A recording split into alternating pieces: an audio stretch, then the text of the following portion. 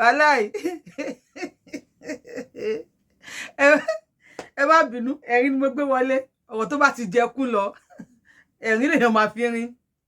This life is funny. Nigeria gan, ṣé show mo fẹ́ ṣe yìí. If you are for one Nigeria, o coin. If you are for Yoruba nation, show you coin. Ẹ bá mi see show you. You don't happen, I don't tell am. We dey tell una say Nigeria no dey work. Ẹ fẹ́ gbọ́. Okay. Àwọn outgoing governors yín wọ́n ti sign kankan o. After this one, if I tell you this life is funny, ní fẹ́ gbà mí gbọ́. Despite this, àwọn kan ṣì máa bú wa pé dẹ́ni ẹ̀sáhùn ṣé wọ́n ti ṣe governor ni, ṣé wọ́n ti ṣiṣẹ́ ni, ìgbà tí wọ́n ń ṣiṣẹ́ ibẹ̀ ni bàbá ẹ̀ wà. Just because bóyá wọ́n jọ ń kú ẹ̀ àbí wọ́n jẹ́ brother, yet ebi ń pa people yìí o. They will still support one Nigeria. And you think this one will work? Ẹ má sọ pé mi mo sọ fún yín o. Paper gbé everywhere gbé. Bóyá kí n bá yín kà síta ná. Ká tó wá analyze. Àbí ká analyze ká tó kà síta. Wọ́n ní àwọn outgoing governors tí wọ́n jẹ gbèsè kalẹ̀ sí ìlú wọn, tí wọ́n máa gbé ipò kalẹ̀ ní May 29 of 2023 oṣù tá wà yìí. Ẹ mọ̀ fi tán ṣe ń sìn. Wọ́n ní they will be paid huge amounts. Ẹ jọ̀ọ́, ẹ̀yin tẹ́ ń wò mí fẹ́ béèrè lọ́wọ́ yín. Huge amount owó kíni? What is the huge amount for? Wípé wọ́n jẹ gbèsè kalẹ̀ kí wọ́n tó lọ. Outgoing governors, despite the debts of 31 trillion. Nigeria. No, I don't know. You man compensate èèyàn. Pé governors wa o, àwọn teacher wa kan tó kọ́ wa ní school, a compensate ẹ̀ gbà tó ń lọ. Táyé send forth fún, ara gbá fún, ara wo ni fún. Kò tí sáyé parara, àwa la ṣe parara fún ara wa gbà yẹn. Parara, ọkọ máa appreciate ìyàwó on my wife birthday. Mo ra mọ́tò fún, ìyàwó máa appreciate ọkọ on my husband's birthday. Mo pe parara fún. Now, Nigeria is appreciating the outgoing governors. Mo máa dárúkọ wọn, máa kárúkọ wọn jáde fún yín.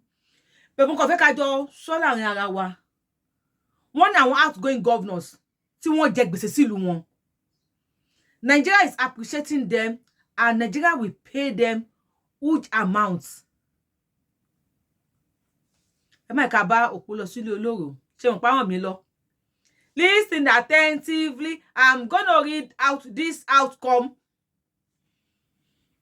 Hey. The foreign debt is about 787.51 billion. Using the exchange rate of the Central Bank of Nigeria, which was 460.53 per dollar as of May Tawai 14, 2023. The debt figure was as of December 2022, which was the largest figure by the DMO. Largest figure of gbèsè. Yet, wọ́n fẹ́ compensate àwọn tó wọ́n jẹ gbèsè yìí kalẹ̀. No, I don't get it. No, me understand ni. Bóyá ẹ̀yin lè understand about me in the comment section. I don't get it. The largest gbèsè, the largest figure of gbèsè ni àwọn outgoing governors eléyìí jẹ. The highest okay. The outgoing governors include the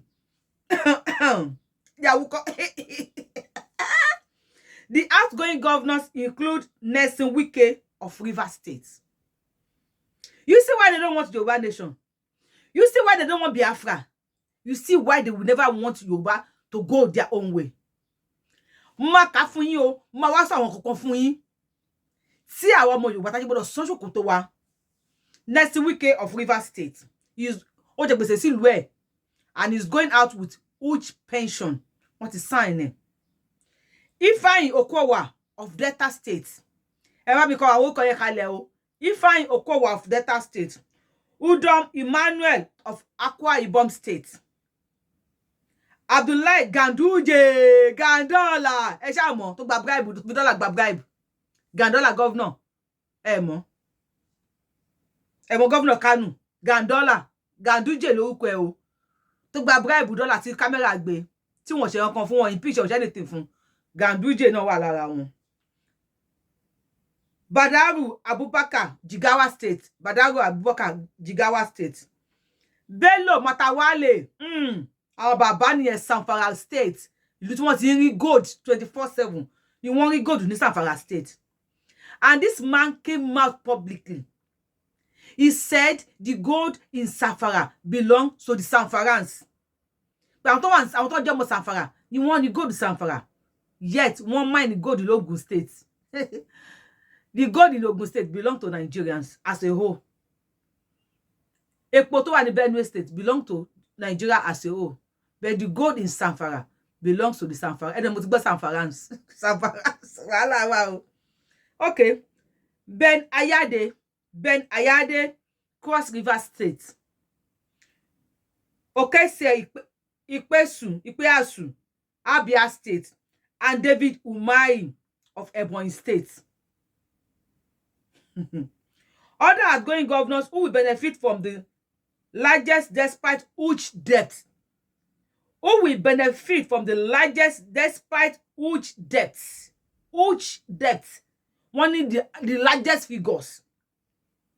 Toma get lele. Okay.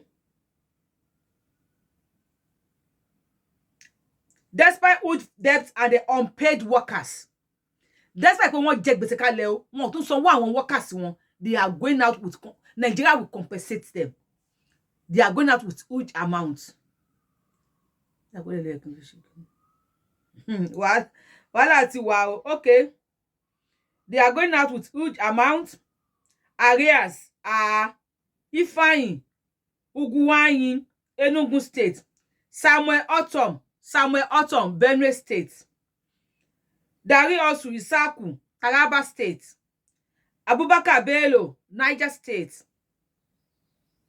Abubakar Bagudu, Kebbi State, Nasiru El Rufai, Kaduna State, Simon Lalong, Plateau State, Aminu Masari, Katsina State, and Aminu Tambua, Sokoto State. The outgoing governor will be completing 2 times of 8 years in the office. All those outgoing governors, they are completing their 2 times of governors. That's 8 years, right? 8 good years. Wọ́n fi jẹ gbèsè kalẹ̀. And they are going out with compensation. Their compensation, I don't know. In the office on May 28, 2023, except Zamfara's Matawale, who lost his election attempt and will be entitled to generous monetary pensions.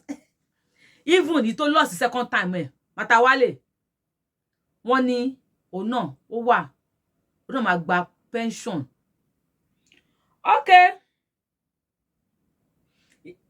And will be entitled to generous monetary pensions. Mansions to be built in location of the mansions to be built in location of their choice. Anywhere to have a mansion, see, government will build. You see, that is why they take politics as do or die. They want over anybody payable. Over share anything shareable. If governors are going out with all those things, what of presidents? What of presidents? Until we all open our eyes, until we all rise up, until we all say enough is enough, before we go know wetin dey sup, or else some people might jeni. Okay. They will be entitled to a generous monetary pensions, mansions to be built in locations of their choice, luxury vehicles and the domestic as well as security aids.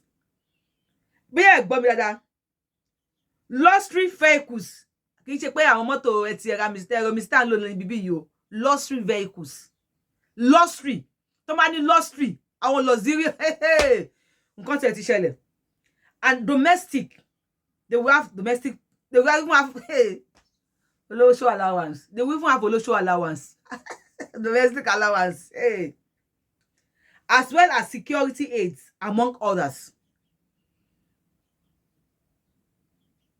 ṣé wọ́n fún pípín wọn sanwó ná wọn sanwó mi o wọn sanwó anything ìjọba ló ń take care of everything ìwọ tó ń wò mí ṣé wàá yẹn ló ń jẹ Sunday Igboho yẹn wọn máa ká ní Sunday Igboho kúta ni ló máa wà ẹ wọn jẹ kó wálé mọ ẹ gẹgẹgẹgẹ ó pé àti ń jẹ aláàárẹ̀ òkè ńlá sí para Igboho will still come back o mọ wá wo ìfẹ́ ṣe ayé tiẹ̀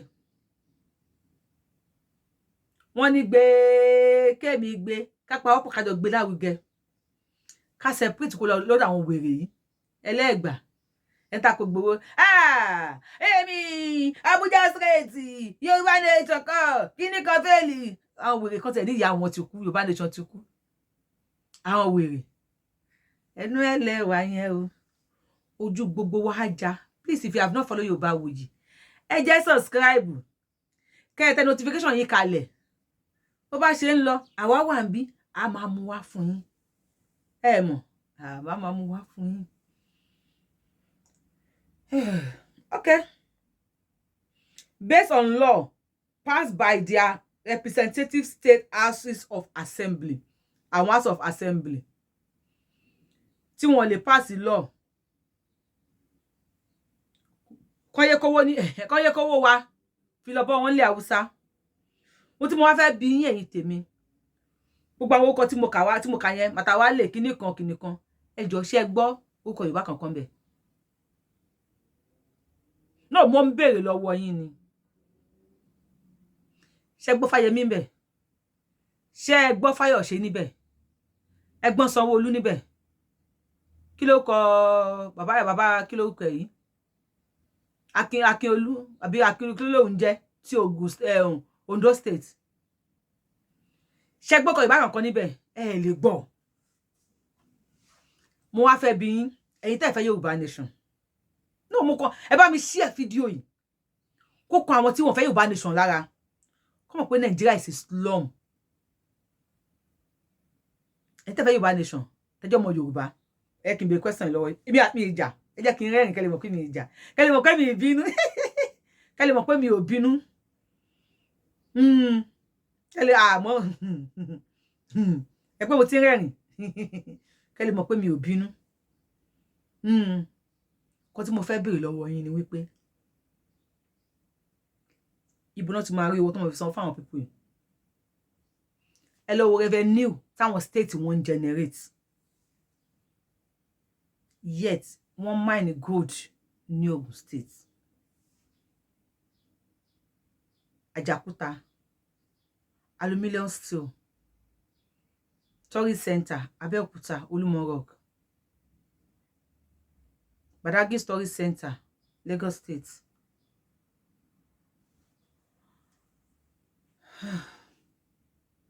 Ẹ̀rìn waterfall oríṣiríṣi tourist center oríṣiríṣi bí táwọn China tí wọ́n mine gold pabambari ẹ̀ the largest and the biggest seaport in Nigeria if not in Africa Apapa Wharf ló wà Apapa bóyá ẹ gbọ́ mi dáadáa Apapa Wharf ló wà ní Lagos state ẹ̀yin tẹ́ bá ti dábà parí ẹ lọ wọ̀nà yẹn trailer máa ń ṣubú ṣeré ni container máa ń ṣubú ṣeré ni you know why ẹ lè mọ̀ go and ask or go and verify ta ló head wọn ní Apapa port ọmọ Gàmbàrí and even Lagos state governor kò lẹ́nu wọn ò bí kú kò sọ̀rọ̀ kí náà fẹ́ sọ Gàmbàrí ló head wọn ní Apapa port kódà níbẹ̀ tó bá gbáwúsá adley lè fi wọnú ọ́fíìsì àwọn ọ̀gá torí sister kan sọ Hausa kan sọ Fufude alaji no ko la àwọn ọmọ wa tó ń ṣiṣẹ́ betan je ọmọ Yorùbá wọ́n ti fi style sọ Hausa la papa port gbogbo mo tẹ́ bá order tẹ́ bá send sílé ibẹ̀ ló máa dé sí tẹ́ bá ti gba Kútọ̀nù gba custom duty kíní kan duty yet ọ̀nà papa ò dá à ń bọ̀ de try kó ṣe nígbà yẹn tó fẹ́ dá wọlé ẹ̀rí second time kò lè lọ àwọn tó fẹ́ fún ní luxury cars yìí and they are going out with huge amount despite the fact pé gbogbo wọn àwọn tó mo dárúkọ wọn fún yín that's why you don't need to skip my video ẹ wò fully ni àwọn tó mo dárúkọ wọn fún yín gbogbo wọn jẹ ìlú wọn ní gbèsè wọn sanwó pension including salaries and Nigeria will compensate them with luxury cars, monetary funds, huge monetary funds.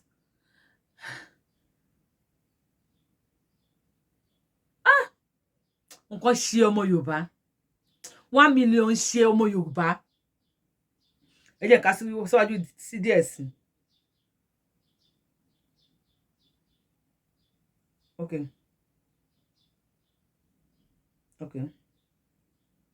Inú Punch mo ti ń bá yín kà o. The Punch observed that the 18th state accounts for 42.51% of the 5.34 trillion. 5.34 trillion naira. Kì í ṣe trillion kobo o. Kì í ṣe trillion mosquito o. No be trillion àgbàdo o. Total domestic debt. And 38.34% of the $4.46 billion.